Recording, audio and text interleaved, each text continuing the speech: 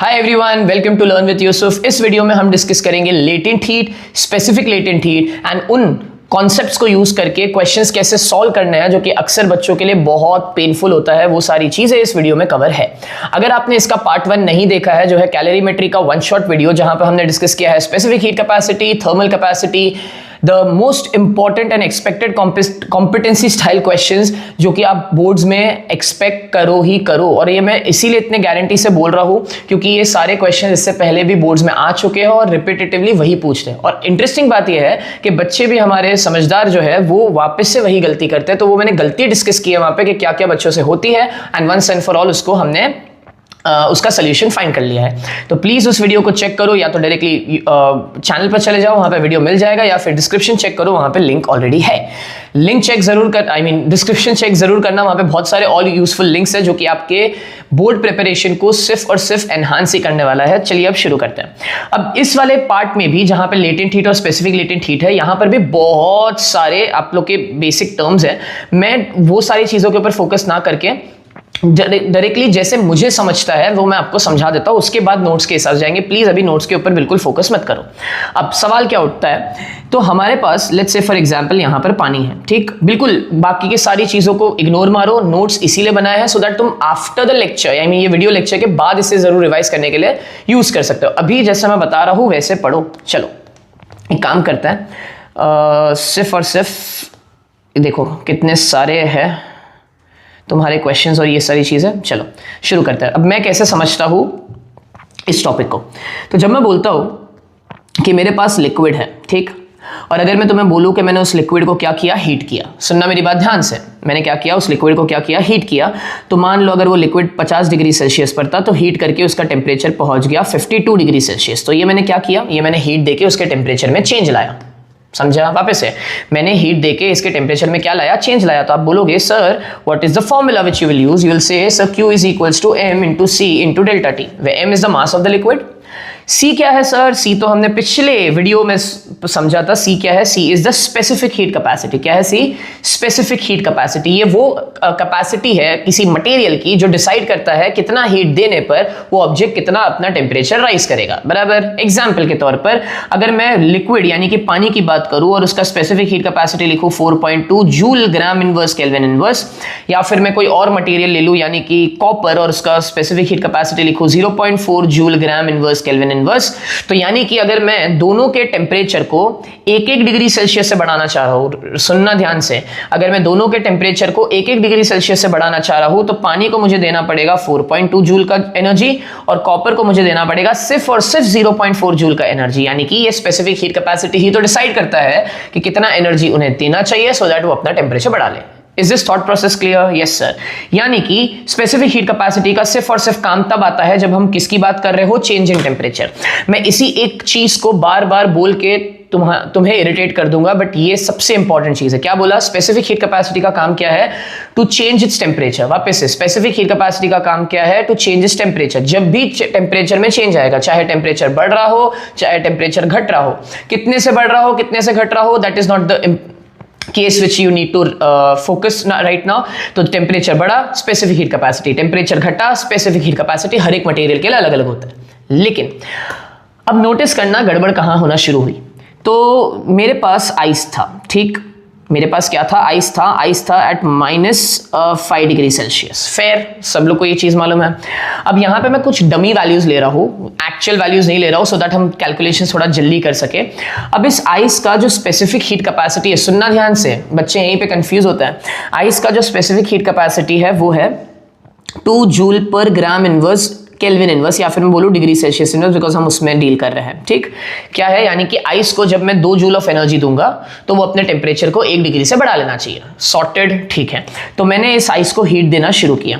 जैसे ही मैंने इस आइस को हीट दिया तो अब इमेजिन, अब सोचो मैंने इसको 2 जूल ऑफ एनर्जी दी, तो इसने अपना टेम्परेचर कहां से कहां बढ़ा कर लाना चाहिए, -5 से -4 डिग्री सेल्सियस। एकदम फुर्सत है, सुनते बैठो, ठीक है। मैंने इसे वापस से 2 जूल की एनर्जी दी तो इसने अपना टेम्परेचर -4 से कहां लेकर आ गया, -3 डिग्री सेल्सियस। मैंने इसे वापस से 2 जूल ऑफ एनर्जी दी तो इसने अपना टेम्परेचर कहां से कहां लेकर आ गया सर, -2 डिग्री सेल्सियस। तो सर इतना क्यों पका रहे हो, डायरेक्टली ये बोल दो ना कि अगर आपको इसका टेम्परेचर बढ़ाना ही है तो हर बार इसे कितना एनर्जी देना है, 2 जूल का एनर्जी। तो एक काम करते हैं, मैं इसे ना मैं इसे एग्जैक्टली 10 जूल की एनर्जी देता हूं। क्या बोला? मैं इसे एग्जैक्टली 10 जूल की एनर्जी देता हूं, तो देखते हैं क्या होता है। तो ऑब्वियस ही बात है, अगर मैं इसे 10 जूल की एनर्जी दूंगा तो हर 2 जूल से ही अपना टेम्परेचर 1 डिग्री से बढ़ा रहा है, तो 10 जूल से ही अपना टेम्परेचर कहां तक लेकर आ जाएगा? 0 डिग्री सेल्सियस। यानी कि इस आइस भाई ने कितना एनर्जी कंज्यूम किया? 10 जूल एनर्जी कंज्यूम किया। अब आ गए 0 डिग्री सेल्सियस पर। अब ये अक्खी दुनिया को मालूम है, तुमको भी, मेरे को भी, हो सकता है किसी और प्लैनेट के इंसान को भी, कि भाई 0 डिग्री सेल्सियस पर आइस आने के बाद अब क्या करता है? पिघलता है, मेल्ट करता है। ठीक है, तो कौन सी बड़ी बात है? मेल्ट करता है। मेल्ट करने के लिए भी तो हीट चाहिए। अब तुम इसे हीट दिए जा रहे हो, ठीक है, मैं वापस से बोल रहा हूं, मैं डमी वैल्यूज ले रहा हूं सो दैट तुम्हें समझे। मैं इसे हीट दिए जा रहा हूं, ओके। अच्छा, इंटरेस्टिंग चीज ये है कि मैंने यहाँ पे ना थर्मोमीटर भी लगा के रखा था। अब आई नो थोड़ा हाइपोथेटिकल सिचुएशन है कि बर्फ के ऊपर कैसे थर्मोमीटर लगा रहे हो, लेकिन समझने की कोशिश करो। मैंने इसके ऊपर थर्मोमीटर लगा के रखा जहां पे 0 डिग्री सेल्सियस था, मार्क वही था। मैंने इसे हीट दिया, मैं हीट दिए जा रहा हूं। अच्छा, कितनी हीट दिया? मैंने 5 जूल दिया, मैंने फिर 10 जूल दिया, मैंने फिर 20 जूल दिया, मैंने फिर 80 जूल दिया। मैं हीट दिए जा रहा हूं, दिए जा रहा हूं, दिए जा रहा हूं, ठीक है। फिर मैंने एक इंटरेस्टिंग चीज ये नोटिस की कि ये मेल्ट तो हो रहा है। अरे ऑब्वियस ही बात है ना यार, आइस को अगर तुम हाथ में पकड़ के अगर प्रेस करोगे तो तुम्हारी हीट से वो आइस मेल्ट करेगा। ये तो बहुत ऑब्वियस है, इसमें नया क्या बता रहे हो आप। तो जैसे ही मैंने हीट देना इसे शुरू किया, मैं हीट दिए जा रहा हूं, दिए जा रहा हूं, दिए जा रहा हूं, आइस मेल्ट भी हो रहा है। यानी कि इतना ज्यादा आइस था वो धीरे धीरे पानी में कन्वर्ट हो रहा है, कन्वर्ट हो रहा है, कन्वर्ट हो रहा है। लेकिन एक चीज से दिमाग मेरा खराब हो गया। क्या? वो एक चीज से दिमाग ये खराब हुआ कि जो मैं हीट दे रहा हूं वो मेल्ट तो कर रहा है आइस को, लेकिन उसका टेम्परेचर तस का मस नहीं हुआ। तो मैंने बोला यार ये क्या गड़बड़ हो गई है ना, टेम्परेचर क्यों नहीं बढ़ रहा? तो तब वहां से ये चीज रियलाइज हुई कि सर, जब भी स्टेट ट्रांसफॉर्मेशन हो रहा होगा, आई रिपीट, जब भी स्टेट ट्रांसफॉर्मेशन हो रहा होगा, अरे स्टेट ट्रांसफॉर्मेशन का मतलब क्या? तो सुनो ध्यान से, सॉलिड लिक्विड में कन्वर्ट हो रहा होगा, बराबर। अभी के लिए वो डिस्कस कर रहा है। तो जब स्टेट ट्रांसफॉर्मेशन हो रहा होगा तो सारी की सारी जो हीट तुम दोगे उसे, वो सारी की सारी जो हीट है वो आइस कंज्यूम तो करेगा, लेकिन आइस कंज्यूम करने के बाद उस हीट से मेल्ट होगा और टेम्परेचर बढ़ाएगा नहीं। ओके, तो यानी कि आपने मान लो एग्जाम्पल के तौर पर कि आइस को मेल्ट होने के लिए 100 जूल एनर्जी चाहिए थी, वो मैंने इसे दी, वो मेल्ट हो गया, लेकिन उसने अपना टेम्परेचर बिल्कुल नहीं बढ़ाया एंड अब वो बन गया पानी। तो ठीक है सर, अब ये बहुत डिटेल टॉपिक है, आराम आराम से जाएंगे। तो यहाँ पे 0 डिग्री पे पानी बन गया, ठीक। अब वापस से मैंने यहाँ पे हीट देना शुरू की, तो मैंने ऑब्जर्व किया कि अब इस पानी को 4 जूल ऑफ, है ना, 4 joule per gram degree Celsius, I mean इसका स्पेसिफिक हीट कैपेसिटी है पानी का, आइस का अलग था, पानी का अलग है। तो अब जब मैंने इसे वापस से 4 जूल एनर्जी देना शुरू की तो ये अपना टेम्परेचर बढ़ा रहा है, यानी कि अब वापस से नॉर्मल हो रही है चीजें, वापस से नॉर्मल हो रही है चीजें कि मैंने इसे टेम्परेचर बढ़ाया, बराबर, आई मीन सॉरी, हीट दिया, टेम्परेचर बढ़ा, हीट दिया, टेम्परेचर बढ़ा। ये अपना टेम्परेचर बढ़ाकर कहां तक लेके गया? ये लेके गया अपना टेम्परेचर 100 डिग्री सेल्सियस पर। अब तुम्हें मालूम है जैसे ही 100 डिग्री सेल्सियस पे पानी पहुंचता है तो क्या होने वाला है? वापस अक्खी दुनिया को मालूम है क्या होने वाला है, कि वहां से बुलबुले निकलना शुरू होंगे पानी से, यानी कि पानी बॉईल हो रहा है, यानी कि अब वो पानी स्टीम में कन्वर्ट हो रहा है। तो वापस से मैंने एक अनयूजुअल सी चीज देखी कि अब जब मैं हीट दे रहा हूं तो 4 जूल की हीट नहीं, बहुत ज्यादा हीट देनी पड़ रही है मुझे, लेकिन वो इतनी सारी हीट देने पर भी ये अपना टेम्परेचर टस का मस नहीं कर रहा, टेम्परेचर नहीं बढ़ा रहा, टेम्परेचर 100 डिग्री पे आके अटक गया है। लेकिन ये जरूर देख रहा हूं मैं कि जो पानी है वो तड़प रहा है, वो बुलबुले निकल रहे हैं और पानी जो है वो वेपर में कन्वर्ट हो रहा है, यानी कि पानी बॉयल होकर वेपर में कन्वर्ट होने के लिए जो सारी हीट ले रहा है उससे वो टेम्परेचर नहीं बढ़ा रहा। तो 100 बात की एक बात। अगर तुम्हें यहां से कुछ भी नहीं समझा, बिकॉज ये मैंने पूरे वीडियो सीरीज में ये कॉमन नैरेटिव रखा ही है कि अगर तुम आए हो और अगर तुम्हें कुछ भी नहीं आता तो भी ये तुम्हें समझ में आना चाहिए, मैं इस हिसाब से पढ़ाने की कोशिश कर रहा हूं। अब सुनो ध्यान से, तो जब भी आज के बाद हम बोलेंगे स्टेट चेंज, है ना, जब भी हम बोलेंगे आज के बाद स्टेट चेंज, तो स्टेट चेंज का मतलब ये होता है कि सॉलिड से या तो चीज लिक्विड में कन्वर्ट हो रही होगी, लिक्विड से गैस में, रिवर्स भी हो सकता है, गैस से लिक्विड या फिर लिक्विड से सॉलिड। उस वक्त ये जो मटेरियल है, ये जो सब्सटेंस है, ये अपने टेम्परेचर को बढ़ाएगा या घटाएगा नहीं, ये अपने टेम्परेचर को कांस्टेंट रखेगा। और बेटा इसी कांस्टेंट टेम्परेचर को ही तो तुम बॉइलिंग पॉइंट और मेल्टिंग पॉइंट बोलते हो। कभी तुमने सुना है कि किसी एक सब्सटेंस का बॉइलिंग पॉइंट एक रेंज होती है, यानी कि पानी 100 डिग्री से 150 डिग्री के बीच में उबलता है? नहीं ना, उसका बॉइलिंग पॉइंट फिक्स है। इसका क्या मतलब? इसका ये मतलब कि 100 डिग्री पे आने के बाद वो अपना टेम्परेचर कांस्टेंट कर देगा और वो सारी की सारी जो हीट ले रहा है वो किस में कन्वर्ट कर देगा? वो बॉन्ड्स ब्रेक करने में कन्वर्ट कर देगा। सर इसको एक ग्राफ से समझने की कोशिश करते हैं क्या? ठीक है, अब ये सारी चीजें तो मैंने समझा दी। एक मेरा बच्चा था जिसको बिल्कुल समझ में नहीं आया, ठीक है, यार चलो ना, बच्चा नहीं, एक ना मेरा दोस्त था, उसको बिल्कुल समझ में नहीं आया। मैंने बोला यार मैं तेरे को भी समझा दूंगा क्या? तो मैंने उसको बोला एक काम कर, एक बीकर ले ले और उस बीकर में बहुत सारा आइस ले ले, ठीक है, बीकर में क्या ले ले, बहुत सारा आइस ले ले और उसमें एक थर्मोमीटर डाल दे। उस थर्मोमीटर पे इनिशियली टेम्परेचर कितना था, -10 डिग्री सेल्सियस, ठीक है। उस थर्मोमीटर में इनिशियली टेम्परेचर कितना था, -10 डिग्री सेल्सियस, ठीक। अब हुआ क्या, मैंने ना इसका ग्राफ बनाना बेहतर समझा। मैंने उससे बोला एक काम करते हैं, मैं तेरे को ग्राफ से समझा देता हूँ, ठीक। मैंने ग्राफ पे यहाँ पे लिया टेम्परेचर और यहाँ पर लिया टाइम, और मैंने मेरे दोस्त को बोला भाई देख, जब भी कोई चीज़ बढ़ती है ना, ऑब्वियस सी बात है, जब तू, और यहाँ पे अपन बर्नर लगा देंगे, ठीक। तो जब मैं इसे बर्न करूंगा तो ऑब्वियस सी बात है ये जो आइस है -10 डिग्री सेल्सियस पर, ये धीरे धीरे अपना टेम्परेचर बढ़ाएगा। तो मैंने मेरे दोस्त को पूछा कि तू क्या एक्सपेक्ट करता है कि ग्राफ कैसा होना चाहिए, तो तू बोलेगा मैं ये एक्सपेक्ट करता हूँ कि ग्राफ है ना राइजिंग कर्व होना चाहिए, बराबर। बिकॉज कोई भी चीज अगर आप दे रहे हो ना, हीट दूंगा तो टेम्परेचर बढ़ेगा, ऑब्वियस सी बात है। ये मैंने मेरे दोस्त को बोला, हीट दूंगा तो टेम्परेचर बढ़ेगा, और अगर टेम्परेचर बढ़ेगा तो ऑब्वियस सी बात है जो ग्राफ राइजिंग होगा। हाँ ठीक है, मैं बोला लेकिन रुक, थोड़े है ना चीज़ों के लिए इंतजार करके रखना, बिकॉज कुछ तो अनयूजुअल होने वाला है। मतलब क्या अनयूजुअल होने वाला है तो देख ध्यान से। -10 डिग्री सेल्सियस पे आइस था, मैंने इसे हीट देना शुरू किया, धीरे धीरे जो ग्राफ का जो टेम्परेचर था थर्मोमीटर में, -10 से -9, -9 से -8, 8 से 7, 7 से 6, 6 से 5, 5 से 4, 4 से 3, 3 से 2 और 0 पे आया। यानी कि हीट देने पर ये -10 डिग्री सेल्सियस से कहाँ पर आ गया, हीट देने से ये -10 डिग्री सेल्सियस से आ गया 0 डिग्री सेल्सियस पर। कहाँ आ गया, 0 डिग्री सेल्सियस पे, ठीक है। तो अब बोला क्या भाई इसमें क्या ही अलग था, ऑब्वियसली बात है हीट दोगे तो टेम्परेचर तो बढ़ेगा, और तुम्हें अच्छे से मालूम है किसका हाथ था यहाँ पे, स्पेसिफिक हीट का हाथ था, ठीक है। अब जैसे ही यहां पर आया है ना, ये इमेजिन करो ये 2 मिनट का टाइम फ्रेम है। जैसे ही यहां पर आया, अब मैं यहां पे थर्मोमीटर में टेम्परेचर कितना हो गया, 0 डिग्री सेल्सियस। अब मैं जैसे हीट देना शुरू कर रहा हूं, मेरा दोस्त को क्या लग रहा था, मेरे दोस्त को लग रहा था कि टेम्परेचर तो बढ़ेगा। मैं हीट दिए जा रहा हूं, दिए जा रहा हूं, दिए जा रहा हूं, है ना, बर्नर तो काम कर रहा है, बर्नर काम कर रहा है, हीट दिए जा रहा हूं, और चौथे मिनट तक पहुंच गए हम, और वहां पर टेम्परेचर बढ़ा ही नहीं। हाँ ये जरूर है कि पूरा का पूरा आइस जो है वो पानी में कन्वर्ट हो गया।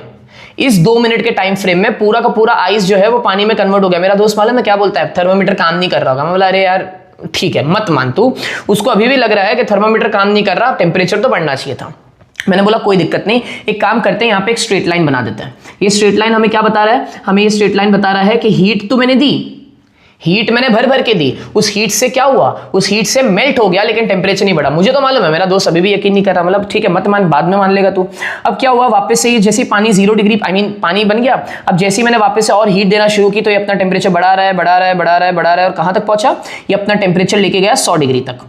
अब मैं बोला, मैंने दोस्त को बोला देख बुलबुले आना शुरू हो गए, यानी कि पानी उबल रहा है, पानी उबल रहा है, यानी कि वाटर किस में कन्वर्ट हो रहा है, स्टीम में। बोला ठीक है, अब तो ये यकीन करेगा ही करेगा। अब जैसे जैसे हीट दिए जा रहा है, मैंने नया थर्मोमीटर लाया इसके लिए, है ना, ये ले थर्मोमीटर नया लाया, वो बिल्कुल काम कर रहा है। इसने थर्मोमीटर रखा उबलते हुए पानी में, थर्मोमीटर का टेम्परेचर 100 डिग्री से 101 डिग्री हुआ ही नहीं, थर्मोमीटर वहीं का वहीं है, 100 डिग्री पर ही है।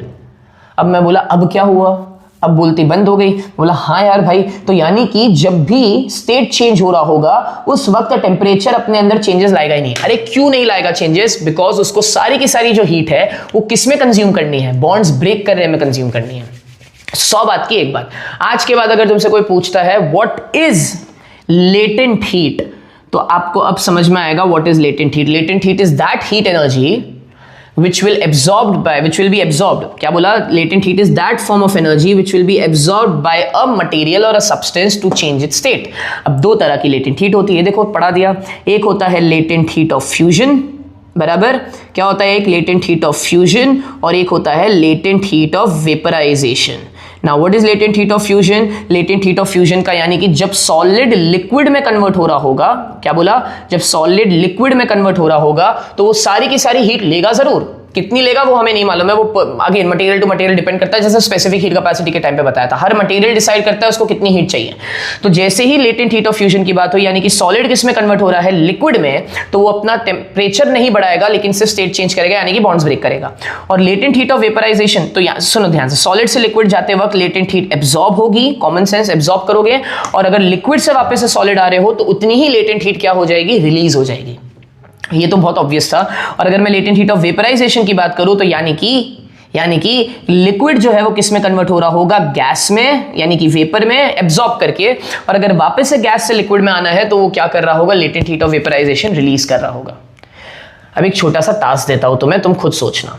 जब उबलते हुए पानी में से स्टीम निकलता है, उस स्टीम के ऊपर ना कोई एक बर्तन लेना, एल्यूमिनियम का, स्टील का कोई बर्तन लेना और स्टीम के ऊपर कंटिन्यूस रखना। विद इन 5 सेकेंड्स तुम देखोगे उस बर्तन के ऊपर बहुत सारे ड्रॉपलेट्स आ गए। तो कॉमन सेंस लगाओ, उस स्टीम में क्या है, उस स्टीम में भर भर के लेटेंट हीट ऑफ वेपराइजेशन है, यानी कि इतनी ज्यादा हीट है उसमें कि उसने लिक्विड को किसमें कन्वर्ट कर दिया, वेपर में। अब वो वेपर जैसे ही ऊपर जा रहा है, तुमने क्या रख दिया यहाँ पे, एक स्टील बर्तन रख दिया, उस बर्तन ने उसी वेपराइजेशन वाली हीट को वापस से एब्जॉर्ब किया, बर्तन गर्म हो गया, बराबर। लेकिन वो जो वेपर था जिसने इतनी सारी हीट स्टोर करके रखी थी स्टेट ट्रांसफॉर्मेशन के वक्त, वो रिलीज होकर वापस से किसमें कन्वर्ट हो जाता है, पानी में।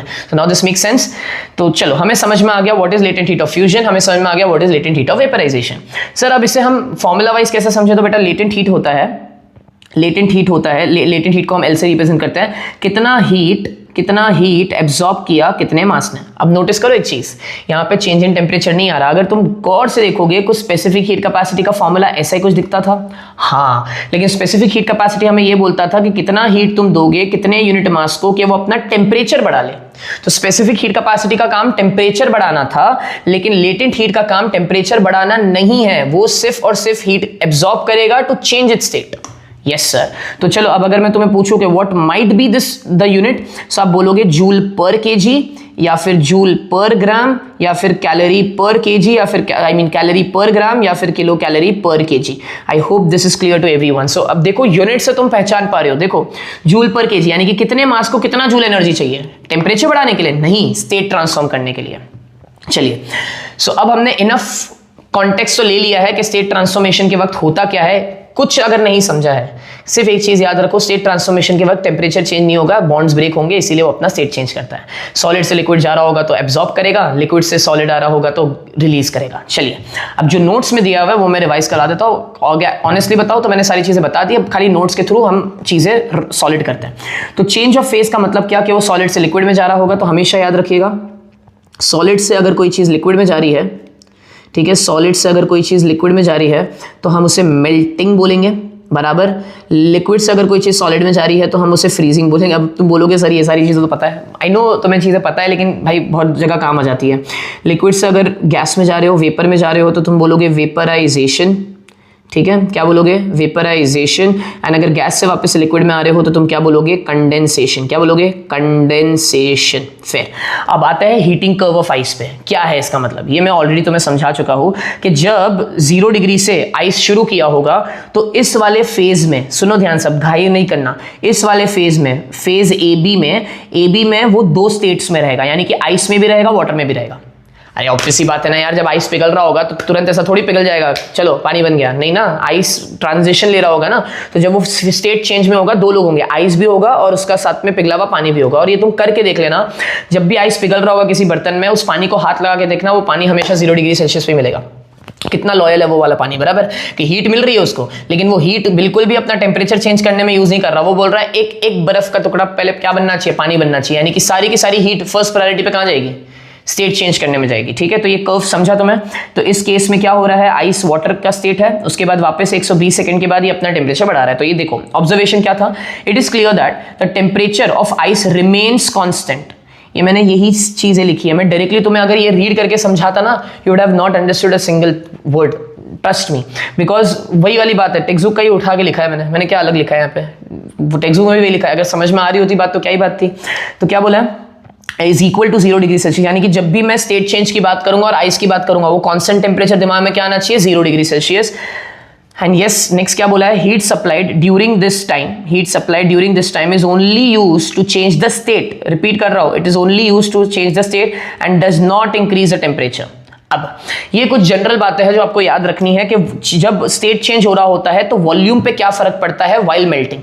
ये प्लीज इसको ज्यादा दिमाग पे लोड मत लो, ये सारी चीजें खाली तुम्हें ध्यान रखनी है, या फिर मैं बोल रहा हूँ लर्न कर लेनी है, ज्यादा इसके ऊपर दिमाग फोड़ना नहीं है। ऐसा कोई सवाल इसके ऊपर जनरली इस वाले टॉपिक पे तो नहीं आएगा, जहां से आ रहा होगा मैं बता दूंगा आपको। तो चलो, क्या बोला है कि वॉल्यूम में क्या चेंजेस आते हैं while melting. So most substances like lead, wax etcetera expand on melting. बहुत ऑब्वियस है कि ऑब्वियस ही बात है, जब कोई चीज मेल्ट करेगी, हीट दोगे तो वो एक्सपांड ही करेगी। But some substances like ice, bismuth contract on melting. ये तो सर हम 9th में पढ़े थे, एनिमल्स बिहेवियर ऑफ वाटर के वक्त, है ना, कि पानी अजीब बिहेव करता है, तो वो यही कारण है, दैट्स इट। उसके अलावा और कुछ पढ़ने की जरूरत नहीं है। हाँ, ये जरूर है, इंपॉर्टेंट कि प्रेशर का क्या इफेक्ट होता है ऑन मेल्टिंग। तो अगर तुम प्रेशर बढ़ा दोगे तो मेल्टिंग पॉइंट पे क्या फर्क पड़ेगा, तो हमेशा याद रखिएगा कि मेल्टिंग पॉइंट जो है वो आइस का डिक्रीज होता है। आई रिपीट, मेल्टिंग पॉइंट जो है वो आइस का डिक्रीज होता है एंड इंक्रीजिंग प्रेशर। बस melting point of substances like wax, lead expand on melting and increases with increase in pressure. बाकी सारे जो मटेरियल्स है वो नॉर्मल बिहेव कर रहे हैं प्रेशर, मतलब यानी कि प्रेशर अगर इंक्रीज करोगे तो मेल्टिंग पॉइंट भी इंक्रीज हो जाएगा। फिर क्या बोला है, अगर ऑब्वियसली बात है मेल्ट करोगे तो वॉल्यूम एक्सपांड होगा, लेकिन पानी जो है अपना आइस जो है वो उल्टा बिहेव, आइस जो है उल्टा बिहेव कर रहा है। तो प्रेशर लगाने पे मेल्टिंग पॉइंट इंक्रीज नहीं हो रहा, उल्टा डिक्रीज हो रहा है। इसका क्या मतलब सर, तो जैसे ही मैं एक बर्फ पे प्रेशर अप्लाई करना शुरू कर दूंगा तो जहां बर्फ आपका 0 डिग्री सेल्सियस पे मेल्ट होना चाहिए था वो -5 डिग्री सेल्सियस पे ही मेल्ट होना शुरू हो जाएगा। यानी कि इतना प्रेशर है बर्फ भाई पे कि वो -5 पे ही पिघल रहा है ना। बोला नहीं भाई मैं तो इधर ही पिघल जाऊंगा, ऑब्वियसली बात है। एंड बहुत कॉमन सेंस है कि भाई बर्फ का अगर तुम इतना प्रेशर लगाओगे तो उसके बॉन्ड्स ब्रेक हो जाएंगे, तो ऑब्वियसली बात है -5 डिग्री पे ही पिघलेगा ना भाई। तुम कभी नोटिस करना बर्फ के ऊपर जान लगा दो तुम अपने हाथ से या अंगूठे से, वो पिघल जाएगा उधर ही। ठीक, आई hope this is clear. So pressure क्या होगा, वापस रिपीट कर रहा हूं, on increasing the pressure, I repeat, on increasing the pressure the melting point of ice decreases. अब इंप्यूरिटीज का क्या मतलब, बच्चों को लगता है बहुत कॉमन सी चीज है, लेकिन बच्चों को अभी भी लगता है इंप्यूरिटीज का मतलब धूल मिट्टी की बात कर रहा हूं। अरे भाई, एक होता है प्योर सब्सटेंस, एक होता है इम्प्योर सब्सटेंस। अब मैं गोल्ड की बात करूं, है ना, तो प्योर गोल्ड में क्या होना चाहिए, सिर्फ गोल्ड होना चाहिए। लेकिन अगर वो 22 कैरेट गोल्ड है, 18 मुझे इसके बाद नहीं मालूम, 22 कैरेट गोल्ड है, 18 कैरेट गोल्ड है, तो उसमें जो कॉपर मिक्स होता है वो क्या है, इम्प्योर गोल्ड है ना। अब तुम्हें सुनने में हजम नहीं होगा ये चीज़, यानी कि उसमें इम्प्यूरिटीज है, गोल्ड को छोड़ के कुछ और भी है, तो यानी कि वो गोल्ड के लिए इम्प्यूरिटी हुआ, बराबर। तो इम्प्यूरिटीज का क्या असर पड़ता है मेल्टिंग पॉइंट ऑफ आइस पे, ये देख लेते हैं वो। हाँ, यहां से एक्सपेक्ट करो क्वेश्चन, ऊपर से करो नहीं करो चलेगा, लेकिन यहां से क्वेश्चन एक्सपेक्ट करना इंपॉर्टेंट है ये। चलो समझते क्या दिया हुआ है, एक सेकेंड। क्या दिया हुआ है, effects of impurities on melting point. तो जब तुम कोई भी इंप्यूरिटीज ऐड करोगे, सबसे बेस्ट एग्जांपल है बर्फ, नमक का। आज घर पे घर पे रहोगे या फिर घर पे ही रहोगे, वीडियो कहाँ देखोगे, स्कूल में थोड़ी देखोगे, हाँ, तो घर पे हो, बर्फ लो बहुत सारा और उस बर्फ के अंदर नमक डालो भर भर के, और दूसरा कटोरा लेना, उसमें क्या बोलते हैं, वापस से बर्फ लो और देखो दोनों को, कौन सा बर्फ जल्दी पिघलेगा। नॉर्मल वाला जो जिसमें कोई इंप्यूरिटीज नहीं हो, बर्फ जल्दी पिघल जाएगा, और जिसमें नमक तुमने डाला है वो बर्फ जल्दी पिघलेगा नहीं। इसका क्या मतलब है, इसका सीधा सीधा यही मतलब है कि जैसे ही तुमने उस बर्फ पे इंप्यूरिटीज डाली, उसका जो मेल्टिंग पॉइंट है उसको क्या हुआ, उसको फर्क पड़ा। तो देखो क्या हुआ, melting point of substance decreases by presence of impurities in it, the melting point of ice decreases from 0 to -22 degree Celsius on mixing salt in it. तो देखो जो फ्रीजिंग मिक्सचर होता है, जो कुल्फी वाले यूज करते हैं, नोटिस किया है कभी कभी कुल्फी के ऊपर कुछ तो होता है बर्फ जैसा, और गलती से वो अगर जबान पे लग गया तो पहले तो करंट मारता है, दूसरा वो इसीलिए बिकॉज ड्राई आइस होता है, और दूसरा कि नमक होता है बहुत ज्यादा, इट इज बिकॉज वो फ्रीजिंग मिक्सचर नमक से बना रहे होता है। अब अगर मैं आपसे पूछूं कि what is the heating curve of water, तो क्या ये समझ में आ जाएगा। हीटिंग कर्व ऑफ वाटर बोला मतलब क्या, ये टेम्परेचर बढ़ रहा है, और जैसे ही 100 डिग्री पे पहुंचा अब ये स्टेट चेंज कर रहा है, यानी कि वापस से ही अपना टेम्परेचर नहीं बढ़ाएगा लेकिन स्टेट चेंज जरूर करेगा। अब क्या बोला है ऑब्जर्वेशंस में, it is clear that the temperature of water remains constant which is equal to 100 degree Celsius in part BC till whole water is evaporated. Next, heat supplied during this time is only used, वापस repeat कर रहा हूं, heat supplied during this time is only used to change the state and does not increase the temperature. अब change in volume on boiling, अब boiling point पे भी क्या फर्क पड़ता है ये भी हमें जानना चाहिए। All liquids expand on boiling, यहाँ पे पानी अजीब बिहेव नहीं कर रहा, सब एक्सपांड कर रहा है, तो पानी भाई भी एक्सपांड कर रहा है। फिर प्रेशर पे क्या फर्क पड़ता है, सेम चीज, अगर बॉइलिंग पॉइंट इंक्रीज हो जाएगा विद इंक्रीज इन प्रेशर, जितना प्रेशर इंक्रीज करोगे उतना बॉइलिंग पॉइंट भी इंक्रीज हो जाएगा। बेस्ट एग्जांपल क्या है, in a pressure cooker vapour pressure on water becomes nearly 1.75 times more than the atmospheric pressure, so water boils about 120 to 125 degree Celsius, so water boils about 120 to 125 degree Celsius, cooking is faster. क्यों हमें ऐसा बोला जाता है कि pressure cooker में चीजें पकाओगे तो जल्दी पकेगी, क्यों, क्योंकि भाई उसके ऊपर प्रेशर लग रहा है, और प्रेशर लगने की वजह से उसका बॉइलिंग पॉइंट हाई हो जाता है।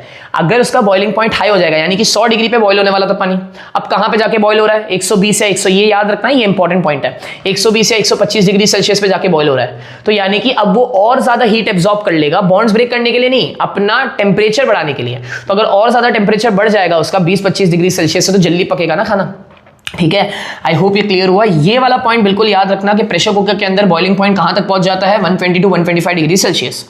दूसरा, एट हाई ऑल्टीट्यूड्स, ये अपने बच्चों ने पढ़ा हुआ है, eight high altitudes because atmospheric pressure is low, यानी कि अब जो बॉइलिंग पॉइंट है वो बढ़ेगा नहीं, क्योंकि प्रेशर कम हो गया तो बॉइलिंग पॉइंट घट जाएगा, यानी कि पहाड़ों पर खाना पकाना मुश्किल है। समझा? आ सकता है क्वेश्चन, है ना, कि a person, competency style question आ सकता है, person is on a higher altitude and he or she finds that the cooking process has become slow, what is the possible reason? अब क्या बोलोगे? Since the person is at a high altitude, the atmospheric pressure is low and water boils at a lower temperature than 100 degree Celsius. Example के तौर पे मान लो 90 degree Celsius पे ही पानी उबलना शुरू हो गया, यानी कि अब खाना पकने को ज्यादा टाइम लगेगा ना, बिकॉज 90 डिग्री सेल्सियस पर एक बार वो बॉयल होना शुरू हो गया तो भाई उनकी प्रायोरिटीज क्या रहती है? मैंने क्या बोला था, पानी की प्रायोरिटी क्या है कि एक बार वो बॉयल होना शुरू हो गया, अब वो अपना टेम्परेचर नहीं बढ़ाएगा, खाना तो तुम्हारे टेम्परेचर से पकेगा ना, वो सारी की सारी हीट प्रायोरिटी पे कहां डालेगा? वो सारी की सारी हीट प्रायोरिटी पे स्टेट चेंज करने में डालेगा। अब वो किसी का नहीं सुनने वाला कुछ। समझा कि नहीं समझा? सो हमेशा याद रखना, अगर प्रेशर कुकर की बात हो रही है तो बहुत यहां से क्वेश्चन एक्सपेक्ट करना। प्रेशर कुकर की बात हो रही है तो यानी कि अगर पानी का जो बॉइलिंग पॉइंट है वो 100 डिग्री से जंप होकर 120-125 तक पहुंच जाएगा प्रेशर कुकर में, लेकिन अगर आप पहाड़ों पर खाना पका रहे हो, राइट, तो है ना, वहां पर जो बॉइलिंग पॉइंट है वो 100 डिग्री से नीचे आ जाएगा, बिकॉज पहाड़ों पर प्रेशर कम होता है। प्रेशर कम यानी कि बॉइलिंग पॉइंट कम, बॉइलिंग पॉइंट कम यानी कि अब पानी पहले ही उबलना शुरू हो जाएगा, जिसकी वजह से उसको इनफ हीट नहीं मिलेगी खाना पकाने के लिए। अब ये सारी चीजें तो मैं ऑलरेडी बता चुका हूं, what is latent heat and what is specific latent heat. Latent heat का मतलब जनरल टर्म कि हाँ भाई, लेटेंट हीट का मतलब होता है energy use to for state transformation. Specific latent heat का मतलब होता है कि एक स्पेसिफिक मास के लिए, यूनिट मास के लिए। ये सारी चीजें मैं इससे पहले पार्ट 1 में स्पेसिफिक हीट कैपेसिटी और थर्मल कैपेसिटी में भी डिस्कस कर चुका हूं। प्लीज अगर आपने वो नहीं देखा है, ये वीडियो को पहले कंप्लीट करो। अगर मैंने पूरी कोशिश में यही करता हूं कि इंडिपेंडेंटली ही समझाऊं, यही तो रीजन था कि मैंने सारे यूट्यूब वीडियोस को हर एक सेक्शन को इंडिपेंडेंटली वन शॉट वीडियो बनाने का डिसाइड किया। एक साथ पूरा चैप्टर पढ़ाने की कोशिश करूंगा, 3.5-4 घंटे का वीडियो बन तो जाएगा, लेकिन आप देखोगे कितना आपको खुद ही मालूम है वो चीज। तो जहां पे प्रॉब्लम है वो वाला वीडियो देखो। तो क्या बोला है, latent heat and specific latent heat. So heat energy absorbed or liberated during the state change. Absorb कब? जब सॉलिड से लिक्विड, लिक्विड से गैस। रिलीज कब? लिबरेटेड कब? जब गैस से लिक्विड, लिक्विड से सॉलिड। ठीक है, so without change in temperature is latent heat. Fair. And heat energy absorbed or liberated during the state change without change in temperature by a unit mass. बस इतना सा फर्क है, समझा? एमसीक्यू आया हुआ है, सालों साल आया हुआ है, देख लेना। और हर बार बच्चे यहीं पे कंफ्यूज है कि सर लेटेंट हीट लिख के आओ या स्पेसिफिक लेटेंट हीट लिख के आओ। लेटेंट हीट कब लिखोगे? जब मास की बात नहीं हो रही है। स्पेसिफिक लेटेंट हीट कब लिखोगे? जब यूनिट मास की बात हो रही है। चलो, अब ये मैंने ऑलरेडी तुम्हें बता दिया था लेटेंट हीट का कॉमन फॉर्मूला क्या था और लॉजिकली फॉर्मूला क्या था। तो ये फॉर्मूला था जूल पर केजी, केल्विन पर ग्राम, किलो कैलोरी पर केजी। ठीक है, अब specific latent heat of fusion वही वाली बात है कि हीट एनर्जी रिक्वायर्ड, क्या बोला, heat energy required to melt the ice of unit mass. Fusion की बात कर रहे हैं, अब सिर्फ आइस की बात कर रहे हैं। और ये जरूरी है कि सिर्फ फ्यूजन बोला तो सिर्फ आइस, नहीं नहीं नहीं, फ्यूजन बोला यानी कि कोई भी सब्सटेंस जिसका मेल्टिंग पॉइंट हमें दिया हो। हम डील किस में कर सकते हैं? आइस के फ्यूजन मेल्टिंग पॉइंट में डील कर सकते हैं, बिकॉज 0 डिग्री सेल्सियस पे पिघल जाता है। बाकी सारे मटेरियल 0 डिग्री सेल्सियस पे नहीं पिघल रहे, है ना, मेटल्स नहीं पिघल रहे, वो जाके 800 डिग्री पे पिघल रहे, तो तब उस टाइम उसका क्या ही करेंगे अपन। तो इसीलिए यहाँ पे जनरल आइस और पानी की बात की गई है। So heat energy required to melt ice of unit mass at 0 degree Celsius to water at 0 degree Celsius. वापस से बोल रहा हूं, 0 degree ice to 0 degree water without change in temperature is specific latent heat of fusion. अब ये जरा पढ़ना, ये तुम्हें समझ में आ जाएगा। क्या बोला है? For ice the latent heat of fusion, LF का मतलब क्या? Latent heat of fusion is 3,36,000 joule पर केजी। क्या बोला? इट इज 3,36,000 जूल पर केजी या फिर 80 कैलोरी पर ग्राम। इसका क्या मतलब सर? कि मान लो अगर मेरे पास आइस है, 1 किलो का आइस, ठीक है, 1 किलो का आइस, और मुझे उसे मेल्ट करना है, तो मैं क्या करूंगा? फूंक मारूंगा, ऊपर वाले से दुआ मांगूंगा? नहीं, मुझे अगर 1 किलो का आइस मेल्ट करना है तो मैं उसे एग्जैक्टली कितना हीट दूंगा? 3,36,000 जूल ऑफ हीट। क्या बोला? 3,36,000 जूल ऑफ हीट जब दूंगा तब जाके वो 1 किलो का आइस क्या करेगा? मेल्ट करेगा। टेम्परेचर बढ़ाएगा? बिल्कुल नहीं, कंफ्यूज मत हो जाना। वो सिर्फ और सिर्फ वो हीट कंज्यूम करेगा अपने आप को मेल्ट करने में। एक बार मेल्ट हो गया, फिर अब तुम वापस से क्या हीट देने वाले हो? तुम्हें अच्छे से मालूम है कितनी हीट दोगे? 4,200 जूल पर ग्राम, है ना, केजी डिग्री सेल्सियस, यानी कि अब 4,200 जूल दे दो। मेल्ट करने के लिए कितनी जूल ऑफ एनर्जी दो? 3,36,000 यानी कि 3,36,000। एंड टेम्परेचर बढ़ाने के लिए कितनी दो? 4,200 यानी कि 4,200। समझा? या फिर अगर हम ग्राम में बात कर रहे हैं तो 1 ग्राम आइस को पिघलाने के लिए कितना कैलोरी चाहिए? 80 कैलोरी चाहिए। ठीक, देखो वही लिखा हुआ है, it means that 1 kg of ice at 0 degree Celsius absorbs 3,36,000 joule of heat to convert into water at 0 degree Celsius. या फिर 1 gram of ice at 0 degree Celsius absorbs 80 calorie of heat to convert into water. It is only and only conversion and not the temperature rise. वापस से same चीज यहां पे दी हुई है। अब ये वापस से यही सेम चीज अगर मुझे तुम्हें एक्सप्लेन करनी हो in terms of kinetic model तो हम कैसे एक्सप्लेन करेंगे? सिंपल है, सुनो ध्यान से। यहाँ पे मुझे रफ पेज लेना बिकॉज इसके बाद अब क्वेश्चन शुरू हो जाएंगे। वी आर ऑन ट्रैक, ठीक है? चलो सुनो ध्यान से। अब तुम्हें अच्छे से मालूम है किसी भी सब्सटेंस में at any given point of time 2 type की एनर्जीज होती है। मॉलिक्यूल्स के बीच में होती है पोटेंशियल एनर्जी बिकॉज वो फोर्स ऑफ अट्रैक्शन से जुड़े हुए होते हैं, और होती है दूसरी काइनेटिक एनर्जी बिकॉज यहाँ वहाँ भाग रहे हैं। ठीक, सुनना ध्यान से। अब मान लो ये वापस से पानी है, पानी के मॉलिक्यूल्स है, और पानी मान लो 5 डिग्री सेल्सियस पर है, 5 डिग्री सेल्सियस पर है। मैं इसे हीट दिए जा रहा हूँ। इसका जो टेम्परेचर है वो 5 से 6, 6 से 7, 7 से 8, 8 से मान लो 15, 15 से 20 बढ़े जा रहा है। यानी कि जो अंदर की जितने भी मॉलिक्यूल्स हैं वो पहले ऐसे वाइब्रेट कर रहे थे, फिर ऐसे वाइब्रेट कर रहे थे, फिर ऐसे वाइब्रेट कर रहे थे। Right, I know it's weird, but हाँ, बहुत ज़्यादा वाइब्रेट कर रहे थे, बहुत ज़्यादा काइनेटिक एनर्जी बढ़ा रहे थे। यानी कि अगर मैं टेम्परेचर की बात करूँ तो टेम्परेचर सीधा सीधा किससे रिलेट करता है? काइनेटिक एनर्जी से। ये तो हमने बचपन में पढ़ा हुआ है वापस है। The more the kinetic energy the more is the temperature. जितना ज्यादा विगरसली जो मॉलिक्यूल्स है वो वाइब्रेट करेंगे, पानी को उबलते हुए देख लिया करो, तुम्हें खुद एहसास हो जाएगा मैं क्या बोल रहा हूं। तो जितना ज्यादा उसका काइनेटिक एनर्जी होगा उतना ही ज्यादा टेम्परेचर होगा। क्लियर? ठीक है। अब हुआ क्या कि ये मैंने सेम चीज ले ली आइस के साथ, 0 डिग्री सेल्सियस पर आइस, और तुम्हें अच्छे से मालूम है आइस क्या होने वाला है? पिघलने वाला है। अब जब मैं हीट देना शुरू किया तो ये आइस है, ठीक है? जब मैंने हीट देना शुरू किया तो हुआ क्या? आइस जो है वो 0 डिग्री पर ही है। तो मैं बोलूं यार ये सारी की सारी हीट कहाँ गई? तो सर अभी तो आपने बोला वीडियो के स्टार्ट में, स्टार्ट जब एक्सप्लेन कर रहा था कि जो सारी की सारी हीट मैं दे रहा हूं ये स्टेट चेंज में जा रही है। लेकिन what do you mean by this, है ना? सो इसका ये मतलब कि देखो किसी भी सब्सटेंस के पास 2 तरह की एनर्जीज होती है जिसको हम इंटरनल एनर्जी बोलते हैं मिलाकर। एक होता है काइनेटिक एनर्जी, एक होता है पोटेंशियल एनर्जी। तुम्हें बहुत अच्छे से मालूम है ये चीज। अगर स्टेट ट्रांसफॉर्म हो रहा है, आई रिपीट, अगर स्टेट ट्रांसफॉर्म हो रहा है और सर अगर बोल रहे हैं कि टेम्परेचर में कोई चेंज नहीं है, तो क्या मैं बोल सकता हूं काइनेटिक एनर्जी में भी कोई चेंज नहीं है? हाँ, तो यानी कि ये सारी की सारी जो हीट जा रही है वो क्या चीज इंक्रीज करने में जा रही है? सर समझ में आ गया, पोटेंशियल एनर्जी। कॉमन सेंस लगाओ। चलो वापस सर, मैं बोल रहा हूं कि अगर कोई चीज अपना स्टेट ट्रांसफॉर्म कर रहा है, आपको अच्छे से ये रट गया कि स्टेट ट्रांसफॉर्मेशन के वक्त टेम्परेचर चेंज नहीं होता, तो इसका यही मतलब हुआ ना कि टेम्परेचर तो सीधा सीधा काइनेटिक एनर्जी से रिलेटेड था।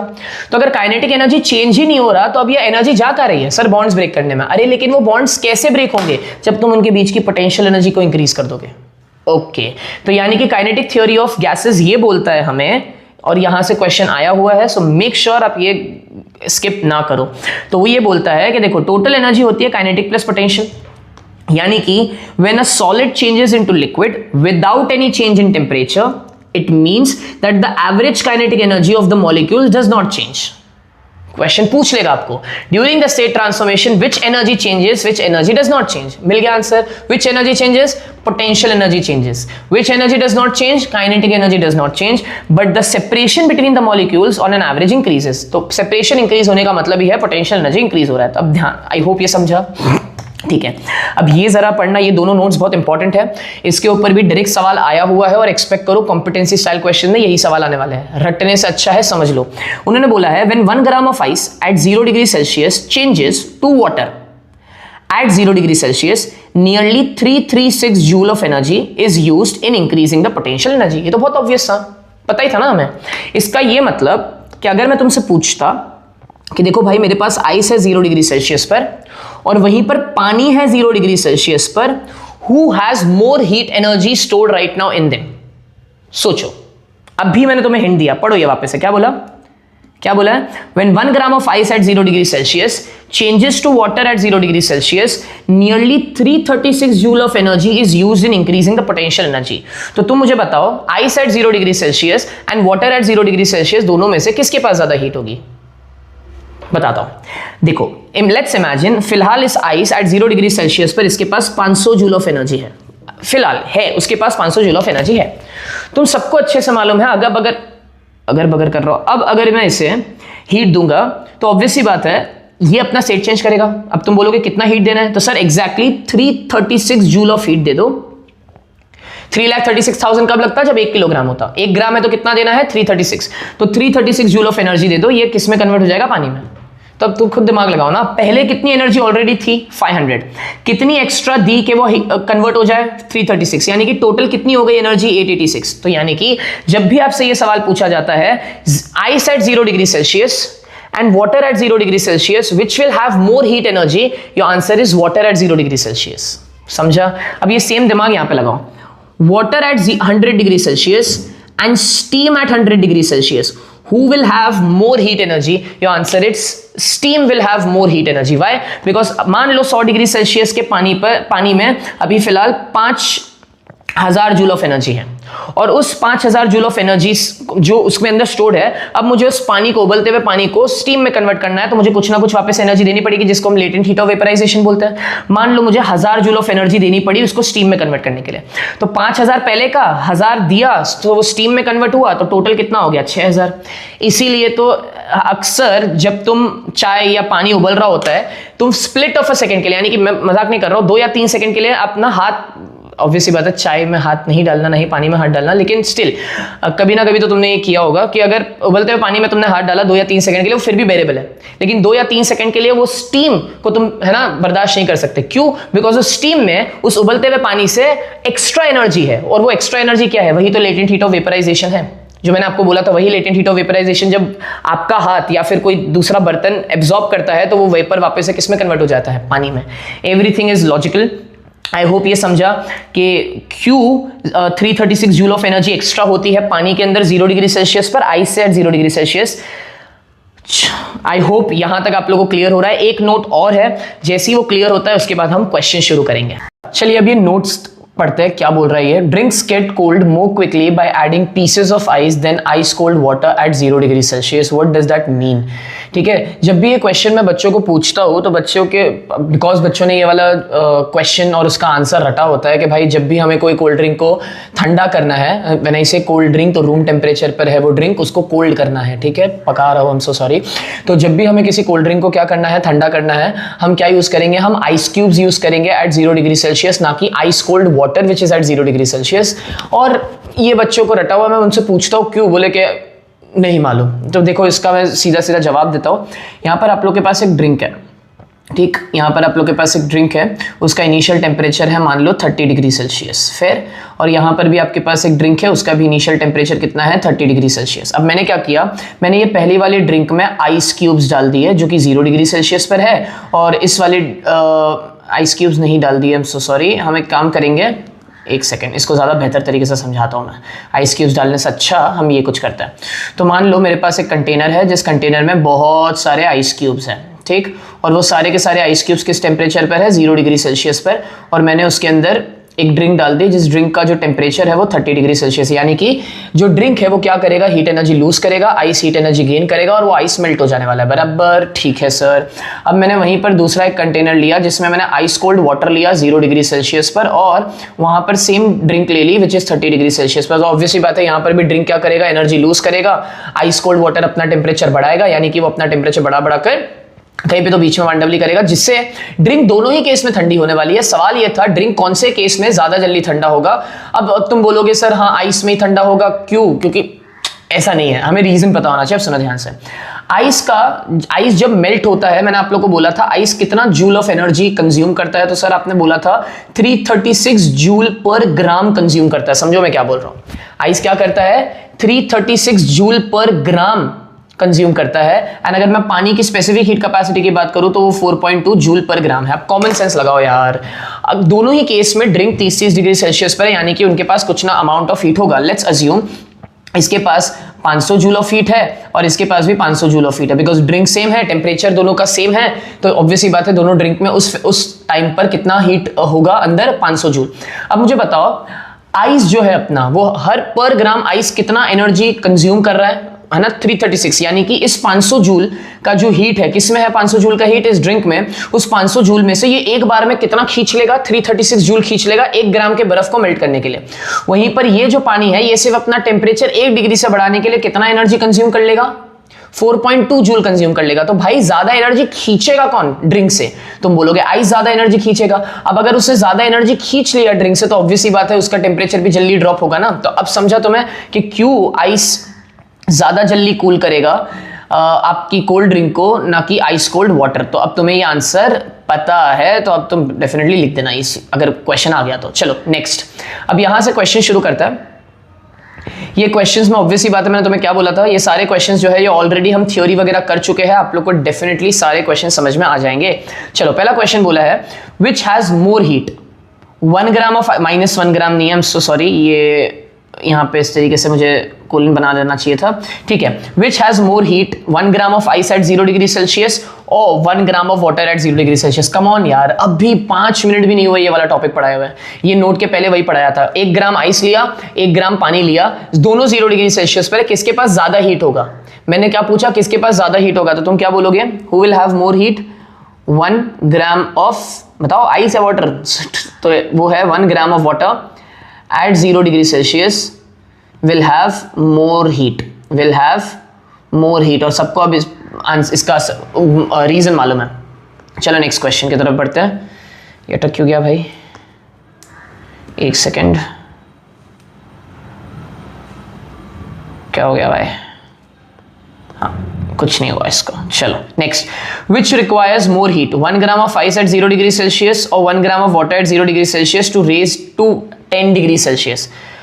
अब ये क्या नया आइटम आ गया भाई, अब ये क्या है सर, चलो सिंपल रखते हैं। मेरे पास यहाँ पे 1 ग्राम ऑफ आइस है, ठीक, यहाँ पे मेरे पास क्या है, 1 gram of ice at 0 degree Celsius, और यहाँ पर मेरे पास है पानी, बराबर, वो भी 1 ग्राम है एट 0 डिग्री सेल्सियस। तो उन्होंने क्या बोला है कि कौन ज्यादा हीट कंज्यूम करेगा to raise its temperature to 10 degree Celsius. पहले इसका समझते हैं 1 ग्राम ऑफ वाटर का। सर इसमें तो सीधा सीधा फॉर्मूला लगा दो, m into C into delta T, हाँ या ना। m कितना 1, c कितना है पानी का 4.2, और कितना टेम्परेचर बढ़ाना है सर 10 डिग्री का, तो चेंज कितना आया 10, तो आंसर लिखोगे 42 जूल। ये समझा क्या, सिंपल है, मैं कैलकुलेशंस कर रहा हूँ, मैं नहीं बोल रहा तुम रटो, ये सारे सवाल रटने जैसे नहीं है, तुम्हें समझना है, ठीक है। तो मैंने बोला 42 जूल लगेगा, किसको, पानी को, कहां पर, 1 डिग्री सेल्सियस से, सॉरी 10 डिग्री सेल्सियस अपना टेम्परेचर बढ़ाने के लिए, कहां पर था 0 डिग्री पर। अब मैं बोल रहा हूं अगर 1 ग्राम आइस के टेम्परेचर को हमें 10 डिग्री तक लेके जाना है, तो ये सबसे पहले तो मैंने गलत स्टेटमेंट बोला। आइस के टेम्परेचर को 10 डिग्री तक लेके नहीं जा सकता, पहले मुझे आइस को क्या करना पड़ेगा, मेल्ट। तो सर हाँ ठीक है, चलो अब क्या फॉर्मूला लगाओगे यहाँ पे मैं फॉर्मूला लगाऊंगा 2, एक लगाऊंगा ml और दूसरा लगाऊंगा mc डेल्टा टी। सर क्यों, अरे यार भाई वही तो कब से समझा रहा हूं बेसिक लॉजिक, कि आइस जो है पहले वो मेल्ट होगा ना, आइस अपना टेम्परेचर थोड़ी 10 डिग्री सेल्सियस तक लेके जाता है, कभी देखा है 20 डिग्री सेल्सियस का आइस, 10 डिग्री सेल्सियस का आइस, नहीं ना। यानी कि आइस अपना टेम्परेचर नहीं बढ़ाएगा, पहले वो आइस पिघलेगा, और पिघलने के लिए उसको क्या चाहिए, उसको लेटेंट हीट चाहिए। तो अगर मैं यहाँ पे लिखूं, तुम्हें खुद समझ में आ रहा होगा मैं नेक्स्ट क्या करने वाला हूं, यहाँ पे इसको यहाँ पे सॉल्व कर लेता है। तो अगर मैं लिखूं m कितना है बेटा, m कितना है, m हमारे पास 1 है, l कितना होता है, 1 ग्राम को कितना लेटेंट हीट चाहिए, तो तुम बोलोगे 336 प्लस यहाँ पे mc डेल्टा टी, यानी कि अब जब वो पिघल चुका है, बर्फ पानी बन चुका है, तो अब उसको 10 डिग्री सेल्सियस तक ले जाने के लिए कितनी हीट चाहिए, तो ये तो सर हमने निकाली थी 42, यानी कि 336 प्लस 42, जो भी आंसर आता है कितना आएगा, ये 8 आएगा, ये 7 आएगा, यानी कि 370 जूल ऑफ हीट लगेगा उसके टेम्परेचर को 10 डिग्री सेल्सियस तक लेके जाने के लिए। आइस के, ये बोलने के लिए गलत स्टेटमेंट है, आइस को 10 डिग्री सेल्सियस तक लेके जाने का ये मतलब है कि पहले आइस को आप क्या करोगे, पानी में कन्वर्ट करोगे, यानी कि मेल्ट करोगे। तो आपको आंसर मिल गया, क्या answer, come on, easy now, right.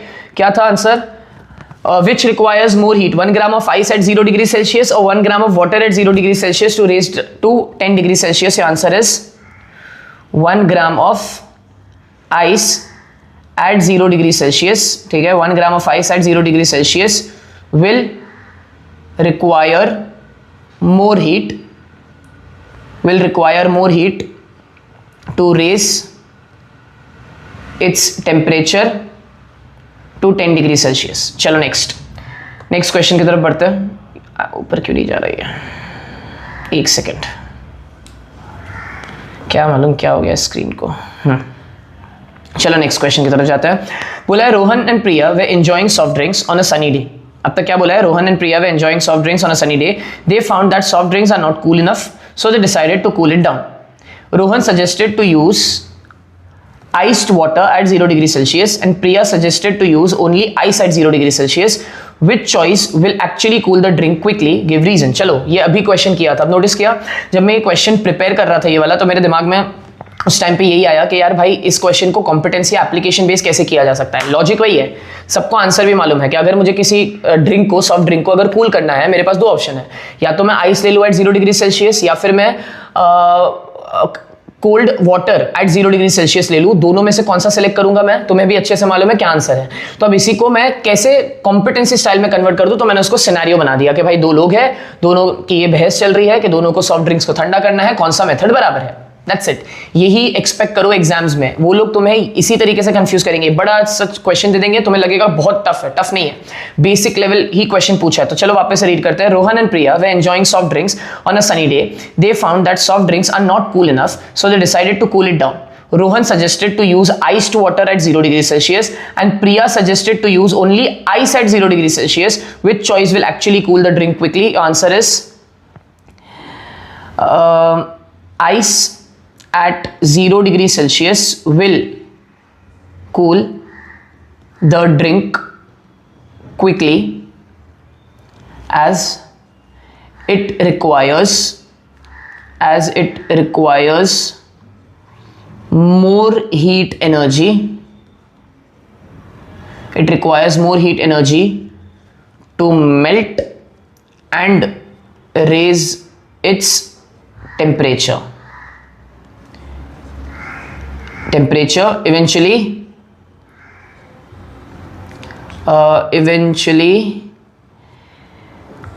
क्या बोलेंगे? Cooling the drink faster. क्या ये समझा? Yes sir, सेम चीज है. So who was right here? Priya was right. ठीक है, रोहन भाई चुपचाप सुन लेना चाहिए था प्रिया का. ठीक, चलो नेक्स्ट क्वेश्चन की तरफ बढ़ते हैं. नेक्स्ट क्वेश्चन क्या बोला है? The melting point of naphthalene is 80 degree Celsius. Fair. क्या बोला है? Melting point of naphthalene is 80 degree Celsius and room temperature is 25 degree Celsius. यानी कि मेल्टिंग पॉइंट इसका 80 डिग्री सेल्सियस है और आसपास का टेम्परेचर कितना है? 25 डिग्री सेल्सियस. बराबर. फिर a sample of liquid naphthalene at 90 degree Celsius. क्या बोला? समझा? A sample of naphthalene at 90 degree Celsius is cool down to room temperature. Draw the temperature time graph on graph which region corresponds to freezing process. अब देखो बहुत simple है ये चीज, मैं तुम्हें एक एग्जाम्पल के थ्रू समझाता हूँ. ज्यादा यहाँ पे कॉम्प्लिकेट करने की जरूरत नहीं है. ये मैंने क्या किया? ये मैंने यहाँ पे ग्राफ बनाया. ठीक, किसका ग्राफ बना रहे हैं हम? Temperature versus time. जो उन्होंने बोला है मैं वही कर रहा हूँ. अब देखो ध्यान से, उन्होंने जानबूझ के तुमको बोला यहाँ पे मेल्टिंग पॉइंट. क्या मैं बोल सकता हूँ जो मेल्टिंग पॉइंट होता है वही उसका फ्रीजिंग पॉइंट होगा? हाँ या ना? आई रिपीट, उन्होंने जानबूझ के ये किया, जो उसका मेल्टिंग पॉइंट होगा वही उसका क्या मैं बोल सकता हूँ फ्रीजिंग पॉइंट होगा? हाँ या ना? Yes sir. अब सुनो मेरी बात ध्यान से. अगर उस नैप्थेलिन का मेल्टिंग पॉइंट 80 डिग्री सेल्सियस यानी कि उसका फ्रीजिंग पॉइंट भी 80 डिग्री सेल्सियस हुआ. बराबर. यानी कि 80 डिग्री सेल्सियस पर अगर तो मैं उसे हीट दूंगा तो वो मेल्ट कर जाएगा, और अगर 80 डिग्री सेल्सियस पर मैं उसमें से हीट निकाल दूंगा तो वो फ्रीज हो जाएगा. बराबर. ये समझा? अभी उन्होंने बोला है कूलिंग कर्व बनाओ, यानी कि नेप्थेलिन अगर 80 डिग्री सेल्सियस पे मेल्ट या फ्रीज कर रहा है यानी कि 90 डिग्री सेल्सियस पे क्या होगा? लिक्विड स्टेट में होगा. ये समझा? ये लेवल ऑफ क्लैरिटी आनी जरूरी है, नहीं तो ये ग्राफ नहीं बना पाओगे. फिर बहुत इंपॉर्टेंट है, एक्सपेक्ट करो ऐसा, बिकॉज हर बार होता ही है कि बच्चे एक्सपेक्ट करके जाते हैं कि ऐसा कोई ग्राफ आएगा. ठीक है, ये ऊपर चढ़ने वाला ग्राफ, लेकिन आ जाएगा उल्टा, फ्रीजिंग या कंडेंसेशन वाला ग्राफ आ जाएगा. तो चलो क्या बोला है? A sample of liquid naphthalene at 90 degree Celsius. यानी कि 90 डिग्री सेल्सियस पे तो मुझे मालूम है वो क्या है? लिक्विड पे है, लिक्विड स्टेट में है ना. अब अगर वो रूम टेम्परेचर पे, कॉमन सेंस लगाओ, नेप्थेलिन कहां पे? 90 डिग्री. रूम टेम्परेचर कहां है? 25. यानी कि नेप्थेलिन जो है वो हीट एनर्जी लॉस करेगा, और ऑब्वियसली बात है अगर वो हीट एनर्जी लॉस करेगा सराउंडिंग के हिसाब से तो उसका टेम्परेचर घिरेगा तो वो लिक्विड का अपना टेम्परेचर घटाएगा. कहां तक घटाएगा? तो तुम बोलोगे सर सिर्फ और सिर्फ 80 तक घटाएगा. क्यों? कॉमन सेंस लगाओ. 80 डिग्री सेल्सियस पर आने के बाद तो देखो उन्होंने क्या बोला है? 80 डिग्री सेल्सियस उसका मेल्टिंग पॉइंट है, यानी कि वही 80 डिग्री सेल्सियस उसका फ्रीजिंग पॉइंट है. तो मुझे मालूम है यहां पे ये क्या करने वाला है? फ्रीज करने वाला है. क्या ये सबको समझा? हाँ सर. ये देखो यहाँ पे मैं हटा दूं, बराबर जगह पे मार्क कर देता हूं मैं. देखो यहाँ पे कितना आएगा? This is 80 degree Celsius. तो 80 डिग्री सेल्सियस पे क्या हो रहा है? फ्रीज हो रहा है. उसके बाद क्या बोला है? Cool down to room temperature. यानी कि अब ये कहां तक आ जाएगा? ये फ्रीज हो गया. अब फ्रीज होने के बाद यानी कि सॉलिड बन गया, और कहां तक आ रहा है? कहां तक आ गया बताओ? ये आया कहां तक? ये 25 डिग्री सेल्सियस तक आ गया. क्या ये सबको समझा? ठीक है, ये कहां तक आया इसका टेम्परेचर? इसका टेम्परेचर आ गया 25 डिग्री सेल्सियस तक. This is the cooling curve of naphthalene ball. ये एक्सपेक्टेड था. चलो वापस से सर क्वेश्चन एक बार समझा दो. The melting point of an naphthalene is 80 degree Celsius and room temperature is 25 degree Celsius. Clear? ठीक है. A sample of liquid naphthalene at 90 degree Celsius. अगर मेल्टिंग पॉइंट 80 है यानी कि फ्रीजिंग पॉइंट भी 80 है, और अगर ये 90 डिग्री पे बैठा है यानी कि लिक्विड स्टेट में है, तो लिक्विड स्टेट में था 90, रूम टेम्परेचर तक इसको लाना है, तो डाउन रूम टेम्परेचर तक लाना है. देखो 90 degree is cool down to room temperature, यानी कि 90 डिग्री से कहां आया? 80. अब 80 से नीचे नहीं जाएगा. 80 पे क्या करेगा? पहले फ्रीज होगा. कांस्टेंट टेम्परेचर पे। फिर 80 से कहां आएगा, नीचे आएगा 25 डिग्री सेल्सियस तक। तो बोला है draw the temperature time graph and on which region corresponds to freezing point. तो चलो वो भी बता देता हूं।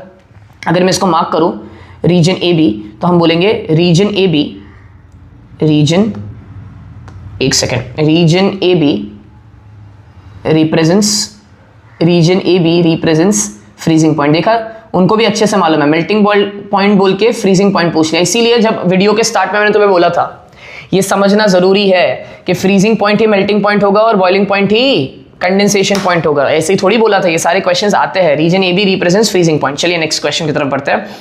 नेक्स्ट क्वेश्चन बोला है a student studies the phase change of solid to liquid and notes the following observation. क्या बोला, a student studies the phase change of solid into liquid, यानी कि सॉलिड किस में कन्वर्ट हो रहा है, लिक्विड में। ये फेस चेंज है। तो क्या बात दिमाग में आई सबके कि अगर फेस चेंज हो रहा है यानी कि लेटेंट हीट दिमाग में आया, ये मेरा पहले दिमाग में आया ऑनेस्टली बोलूंगा। और दूसरा कि जब भी फेस चेंज की बात हो रही होती है पक्का जो टेम्परेचर है वो कांस्टेंट रहने वाला है। क्लियर, ठीक है। तो क्या बोला है, a student studies the phase change of a solid to liquid and notes the following observation. Observation 1 क्या था कि latent heat of fusion is released. Okay, ये अटपटा सा नहीं लगा तुमको सुन के? उन्होंने बोला अगर सॉलिड लिक्विड में कन्वर्ट हो रहा है, कॉमन सेंस लगाओ, if solid is getting converted into liquid तो हीट रिलीज नहीं होती लेटेंट हीट, उल्टा latent heat of fusion absorb होती है। तो स्टेटमेंट 1 तो गलत है। नेक्स्ट बोला है average kinetic energy, average kinetic energy of a substance increases. एक सेकेंड सर, एक सेकेंड। अब ना हम हमारे हिसाब से करते, ये रहा तुम्हारा solid which is ice at 0 degree Celsius और यही तुम्हारा है पानी एट 0 डिग्री सेल्सियस। तुम्हें अच्छे से मालूम है जब स्टेट चेंज हो रहा होता है, जब स्टेट चेंज हो रहा होता है तो सॉलिड अगर लिक्विड में जा रहा है तो वो हीट एनर्जी एब्जॉर्ब करेगा। दूसरा कि जब सॉलिड लिक्विड में कन्वर्ट हो रहा होता है there are 2 types of energy, one is potential and one is kinetic. आपको अच्छे से मालूम है टेम्परेचर सीधा सीधा रिलेट करता है काइनेटिक एनर्जी से। Kinetic energy is directly dependent on temperature, या फिर मैं बोलूं temperature is directly dependent on kinetic energy. अब टेम्परेचर अगर बढ़ ही नहीं रहा तो काइनेटिक एनर्जी कहां से इंक्रीज होगा? तो सर ये स्टेटमेंट भी क्या है, गलत है। यानी कि हिज ऑब्जर्वेशंस करेक्ट? तो आंसर है no, his observations are absolutely wrong. तो हम क्या लिखेंगे, हम एक्सप्लेन करके क्या लिखेंगे, ड्यूरिंग स्टेट चेंज। ये देखा, ये तुमसे बार बार मैं क्या करवा रहा हूं, ये क्वेश्चंस ये मैंने खुद ने बनाए हुए क्वेश्चंस है। ये क्यों बनाया इस तरीके से, सो दैट तुम समझ पाओ कि क्वेश्चंस कैसे आएंगे, राइट? ठीक है, तो क्या बोला है, during state change, during state change latent heat of fusion is absorbed during state change. Latent heat of fusion is absorbed while converting solid to liquid, while converting solid to liquid. And second, average kinetic energy क्या है, average kinetic energy, average kinetic energy remains constant but potential energy increases। समझ में आया? यही सारी चीजें मैंने तुम्हें ऊपर सिखाई थी, वही क्वेश्चंस के थ्रू मैं तुमसे सॉल्व करवाने की कोशिश कर रहा हूं। चलिए, ये वाला क्वेश्चन तो तुम खुद ही करोगे, ये मैं नहीं कर रहा। कमेंट सेक्शन में बताओ मुझे करके ये सॉल्व, ठीक है? क्या बोला है, in the graph a given quantity of ice is converted into water, what does the portion A B represent? ये तुम खुद बताना, ठीक है? ये वाला, ये रहा पोर्शन ए बी, क्या बता रहा है, ठीक है? फिर बोला है why is the portion A B parallel to the time axis. तो ए बी क्या बता रहा है वो तुम्हें बताना है, और फिर ए बी क्यों पैरेलल है टाइम एक्सिस को वो भी तुम्हें बताना है। और लास्ट में why is slope O A steeper than slope B C. जब ये क्वेश्चन सॉल्व कर रहा था ना मैं, तो जब ये मैंने क्वेश्चन बच्चों को दिया था, उसमें से एक बच्चे ने मुझे बताया था कि ये वाला जो क्वेश्चन है ना, this is a wrong question, this is an irrelevant question, ambiguity है इस क्वेश्चन में। बिकॉज हमें अच्छे से मालूम है, एक काम करो ना, तुम क्वेश्चन ए और क्वेश्चन बी सॉल्व करो, क्वेश्चन सी के ऊपर ध्यान ही मत दो। ट्रस्ट मी, ये क्वेश्चन इररिलेवेंट है बिकॉज जिस हिसाब से उन्होंने ग्राफ दिया है क्वेश्चन गलत है, क्वेश्चन ये पूछना ही नहीं चाहिए था, ठीक है? अभी टाइम नहीं है वो चीज समझने का, और ये कॉम्पिटेंसी बेस्ड क्वेश्चन, ये एरर है, कोई दिक्कत नहीं, होता है एरर। चलो नेक्स्ट, ये दोनों क्वेश्चन सॉल्व करके मुझे आप लोग कमेंट सेक्शन में बताओगे। चलो नेक्स्ट क्या बोला है, ऑन अ समर डे, अब चलो ये चिंदी पिंदी question, on a summer day we often put ice cubes to cool the water, why? इसका भी रीजन ऊपर दिया था, क्यों हम आइस को यूज करते हैं to cool drinks in summer rather than ice cold water. ये आइस, हाँ आइस कोल्ड वाटर ये ऊपर दिया हुआ था, कम ऑन ये भी हो जाएगा तुमसे। रीजन देखो, अगर तुम नए हो इस चैनल पे तो तुम्हारे लिए थोड़ा ना दिक्कत वाली बात हो जाएगी कि यार सर ऐसा क्यों बोल रहा है, मैं तुम्हें सारे क्वेश्चन नहीं करवाऊंगा। अगर मैं सारे क्वेश्चंस करवाने लग गया, हाँ कुछ वीडियोस बनाए हैं जहां पे मैं खुद सामने थंबनेल में बोला है कि ये सारे क्वेश्चन मैं सॉल्व करवाऊंगा तुम्हारे लिए, कि तुम्हें भी समझ में आए, तुम भी साथ में करो। लेकिन अगर मैंने थ्योरी एक्सप्लेन की, अगर मैं तुमसे कुछ कुछ क्वेश्चन मैं कर रहा हूं तो तुम कब करोगे? You will only see the video and go. ये मोटिव ही नहीं था ये सीरीज का। तो अगर आप नए हो प्लीज चैनल पे जाओ, वहां पे पूरा प्लेलिस्ट ऑलरेडी है, मैंने सारा का सारा कंटेंट पोस्ट कर दिया है। ये प्रॉब्ली सेकंड लास्ट चैप्टर है, बिकॉज इसके बाद रेडियो एक्टिविटी चैप्टर आने वाला है। सारे चैप्टर्स मैं ऑलरेडी पोस्ट कर चुका हूँ, सिर्फ हाउस होल्ड सर्किट्स है जो मैं पोस्ट नहीं करने वाला हूँ, बिकॉज वो बहुत थ्योरेटिकल है और बहुत ईजी चैप्टर है, उसका कोई सेंस बनता नहीं है, पोस्ट करके आराम से हो जाएगा। डाउट्स आ रहे हैं उसमें जाओ, डिस्क्रिप्शन में जाओ, वहाँ पे मेरा व्हाट्सएप चैनल है, I mean learn with Yusuf करके एक चैनल है व्हाट्सएप पे, वहाँ पे ज्वाइन हो जाओ, वहाँ पे डाउट्स पूछ सकते हो, डीएम करके इंस्टा पे डाउट पूछ सकते हो। उसमें बहुत सारे बुक्स ऑलरेडी है, फ्री मटेरियल है, फ्री रिसोर्सेज है, डिस्क्रिप्शन चेक करो, बहुत ज़्यादा हेल्प करेगा। और जस्ट बिकॉज मैंने बोला है free, it does not mean उसमें कोई वैल्यू नहीं है। It has took us the team more than 100 hours. I'm not joking, it has took us more than 100 hours to prepare those books which are absolutely free. You just have to check those links. आपको सारे MCQ books, सारे useful resources मिल जाएंगे। सिर्फ एक book उसमें से paid है, वो भी उसका स्पेसिफिक रीजन है, उसमें बहुत अच्छे कॉम्पिटेंसी स्टाइल क्वेश्चंस है जो मैंने खुद ने ही डिजाइन किए हैं, बहुत ज़्यादा हेल्प करेगा। फिलहाल किंडल पे है, I am working my best कि मैं उसको पेपर बैक के फॉर्म में ले आऊँ, बट पहले मैंने प्रॉमिस कर दिया था, बट मेरे हाथ में वो आया नहीं था due to an number of reason, इसलिए मैं अभी प्रॉमिस नहीं कर रहा हूँ पेपर बैक। बट अगर किसी भी तरीके से आपको वो हेल्पफुल लगता है, please go ahead and use the free resources, don't go ahead and see the paid one. आप यूजफुल फ्री रिसोर्सेज देखो, आपको कितना ज्यादा हेल्प हो जाएगा। चलो नेक्स्ट क्वेश्चन, तो प्लीज सॉल्व करो, सॉल्व करना इंपॉर्टेंट है। मैं सारे क्वेश्चंस अगर करवाऊंगा तो आप कुछ नहीं सीख रहे हो। उन्होंने नेक्स्ट क्वेश्चन बोला है convert to SI unit, 1 joule per gram Fahrenheit को हमें एसआई यूनिट्स में कन्वर्ट करना है। Again a very simple question, ठीक है। Next, why does 1 gram of water at 0 degree Celsius, same question, why does 1 gram of water at 0 degree Celsius have 336 joule more heat energy than 1 gram of ice at 0 degree Celsius? नहीं आता क्या तुम्हें ये, है ना? हाँ, जो directly यहां से देख रहे हैं उन्हें दिक्कत होगी, उन्हें लगेगा कि सर ने डायरेक्टली क्वेश्चन चिपका दिया। मैंने चिपकाया नहीं है, तुम्हें समझाया है बार बार एक ही। अच्छा बताओ, बार बार एक ही टाइप का क्वेश्चन लाने की क्या जरूरत है? I believe in repetition more than understanding, right? जितनी बार रिपीट करोगे चीजें उतना दिमाग में जाएगा। ये बार बार एक ही तरह का क्वेश्चन रिपीट हो रहा है, यानी कि अब तुम्हें मालूम है इंपॉर्टेंट क्वेश्चन है, आएगा एग्जाम में। चलो नेक्स्ट क्या बोला है? During the change of state of a substance from solid to liquid, heat is absorb by a body. Fair, during the state change, but its temperature does not rise. ये तो हमें मालूम ही था, its temperature does not rise. Which of the following statement explains this phenomena? क्या बोला है? Only kinetic energy of the molecule increases but potential energy remain same. नहीं, ऐसा नहीं होता स्टेट चेंज के वक्त। Only potential energy of the molecule, only the potential energy of the molecule increases and the kinetic energy remain same. Yes sir, यही है answer, आगे पढ़ने की जरूरत नहीं है। चलिए नेक्स्ट क्वेश्चन की तरफ बढ़ता है। Rivers which originate from the glaciers at high altitudes have a supply of water throughout the year. This is because ice is in high mountains does not melt all at once. This is due to what? क्यों होता है? It is due to high specific latent heat of fusion of ice. Come on यार, यही होगा ना। Melt क्यों जल्दी नहीं हो रहा है? बिकॉज उसको इतना ज़्यादा हीट चाहिए होता है मेल्ट के लिए कि ऊपर टॉप माउंटेन्स पे इतनी एनर्जी होती ही नहीं है। अगर इतनी एनर्जी होती नहीं है तो आइस को इतनी एनर्जी मिलेगी नहीं, और अगर इतनी एनर्जी मिलेगी नहीं तो मेल्ट कहाँ से होगा? ठीक है, नेक्स्ट बोला है चलो यहाँ से कौन से क्वेश्चंस आ रहे हैं? यहाँ से आपके न्यूमेरिकल टाइप क्वेश्चंस है। हाँ, ये तो मैंने ये किया था, थ्योरी वाइज किया था। चलो बढ़ते हैं। क्या बोला है? 200 gram of ice at 0 degree Celsius converts into water at 0 degree Celsius. क्या बोला? 200 gram of ice at 0 degree Celsius. Sir data लिखो, आपने हमें ऐसे ही सिखाया है। तो हम मास क्या लिखेंगे? Mass is 200 gram of ice at 0 degree Celsius converts into water at 0 degree Celsius. ये यूजफुल इन्फॉर्मेशन है। जैसे ही मैंने ये सुना है ना, जैसे ही मैंने ये सुना मेरे दिमाग में ये वाला फॉर्मूला है, Q is equals to ml। ये देखो मैं ऐसे ही सॉल्व करता हूँ। मैंने जैसे ही सुना ice is getting converted into water, मेरे दिमाग में क्या आया? Q is equals to ml। फिर क्या बोला?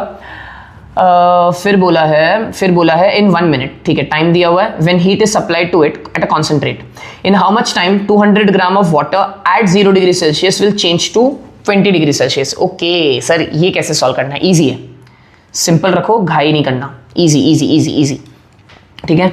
अब इसको सॉल्व कैसे करूँ? तो देखो सर, मास है, हम एक काम कर सकते हैं, कांस्टेंट रेट बोला है, बराबर, कांस्टेंट रेट बोला है, यानी कि दोनों ही जगह, पहली बात तो हीट अलग अलग लगेगा।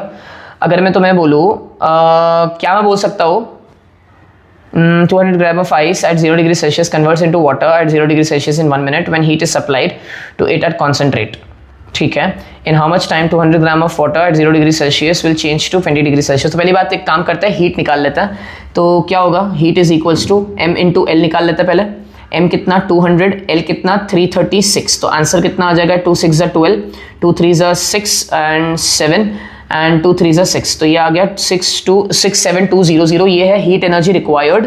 क्या है ये, हीट एनर्जी रिक्वायर्ड। बताओ बताओ बताओ बताओ, ये क्या है, heat energy required to melt the ice. अब नेक्स्ट हम निकाल लेते हैं Q is equals to m into C into delta T. Yes और नो, m कितना 200, यस और नो, और क्या बोला है 200 gram of water at 0 degree Celsius, यानी कि MC डेल्टा टी लगाएंगे। C कितना 4.2 एंड डेल्टा टी कितना 20 डिग्री का चेंज लाना है। तो क्या हो जाएगा, ये 0 से ये पॉइंट शिफ्ट हो गया, ये हो गया 200 इंटू ये हो गया 84 बराबर है, हाँ ये हो गया 2 4 8, 2 8 16 और ये 0 0, यानी कि कितना हो रहा है 16800 जूल। तो आप मुझे बताइए, बराबर आप मुझे बताइए एक जगह पे कितना हीट लग रहा है, एक जगह पे इतना हीट लग रहा है 6,72,000 राइट, नहीं 67,200, और दूसरे का क्या लग रहा है 16,800।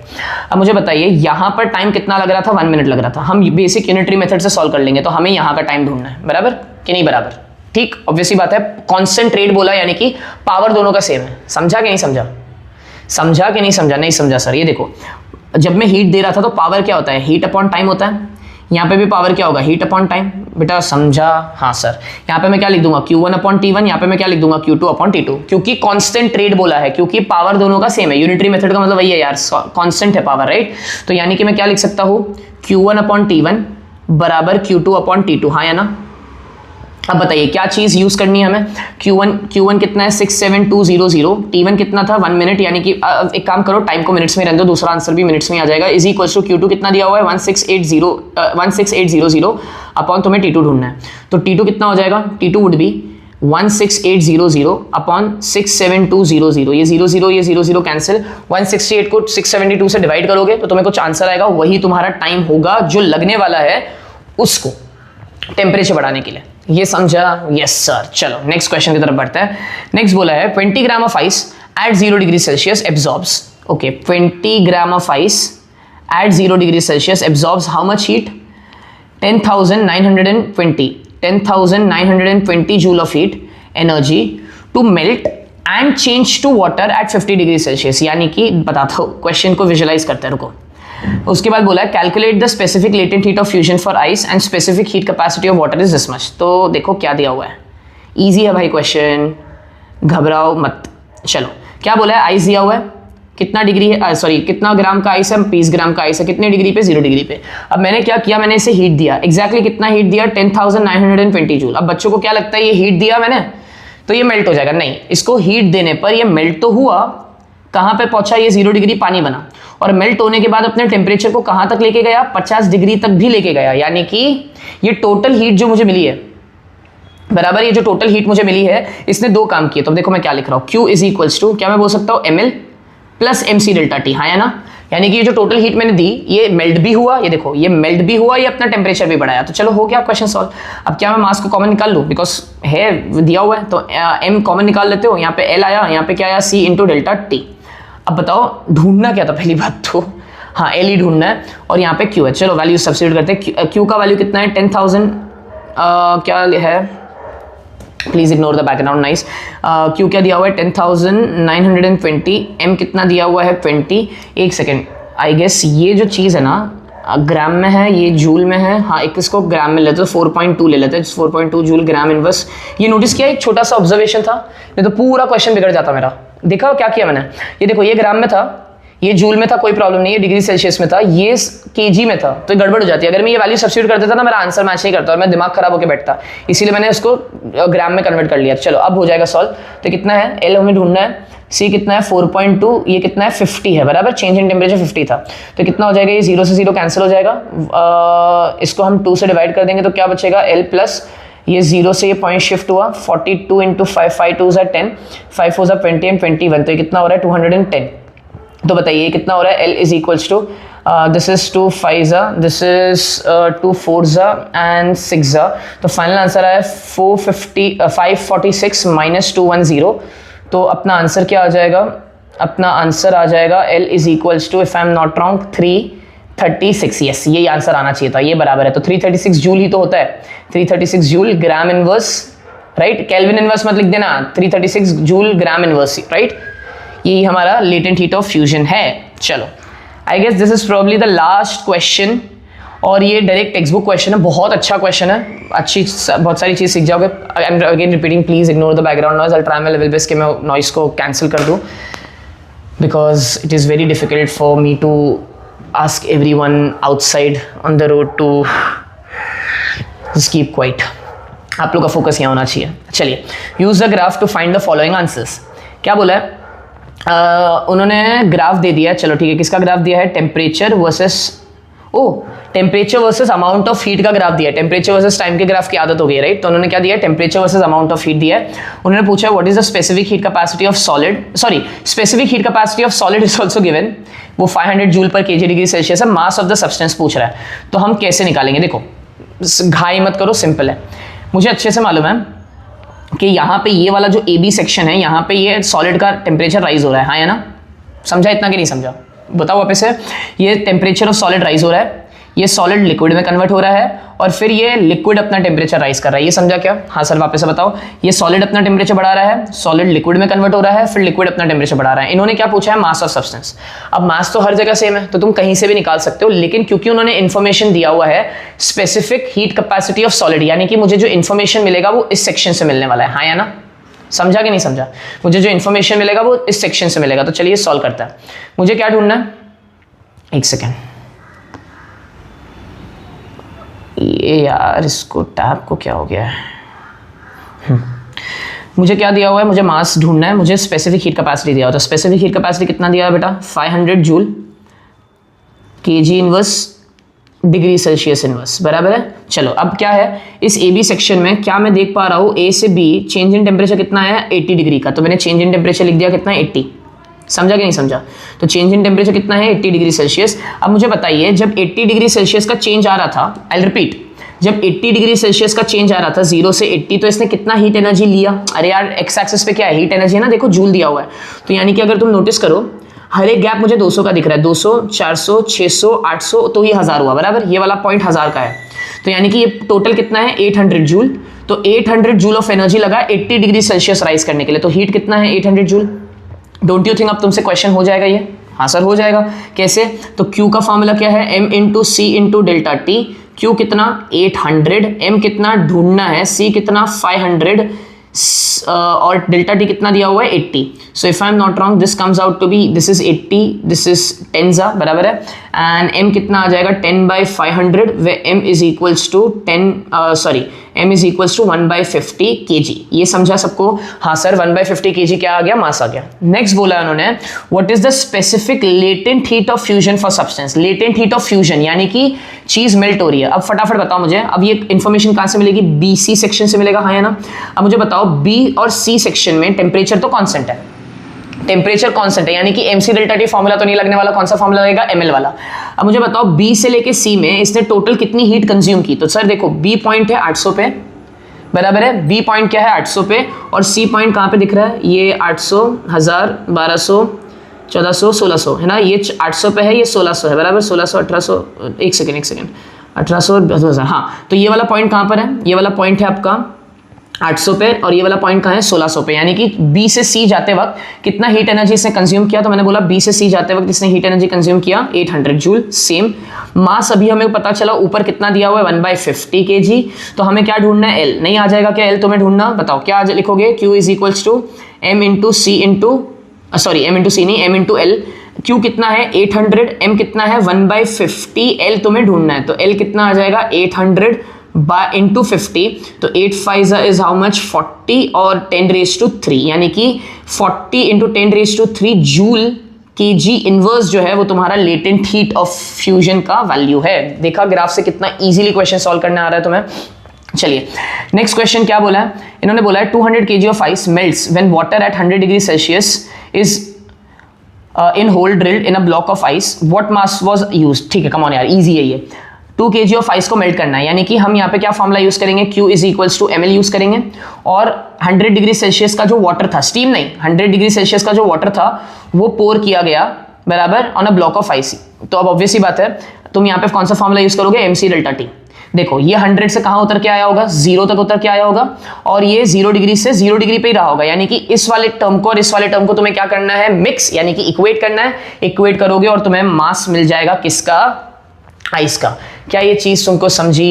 यस सर, समझ में आई। ये क्वेश्चन सॉल्व करना और मुझे कमेंट सेक्शन में बताना अगर तुम्हें समझा है या नहीं समझा है। So finally we have completed this whole chapter। Calorimetry के दो पार्ट्स थे। पहले पार्ट में मैंने specific heat capacity, thermal capacity and overall क्या है वो चैप्टर वो सिखाया है, कैलोरीमेट्री सिखाया है, बहुत सारे क्वेश्चंस करवाए थे कॉम्पिटेंसी स्टाइल, एंड कोई क्लिकबेट नहीं था। ये पार्ट 2 है। दोनों ही वीडियोस मैंने इंडिपेंडेंट रखे हैं वन शॉट की तरह, सो दैट जहां पे भी आपको प्रॉब्लम हो वहां से आपका प्रॉब्लम सॉल्व हो जाना चाहिए। प्लीज डिस्क्रिप्शन जरूर चेक करना, वहां पे बहुत सारा वैल्यूएबल चीज ऑलरेडी है।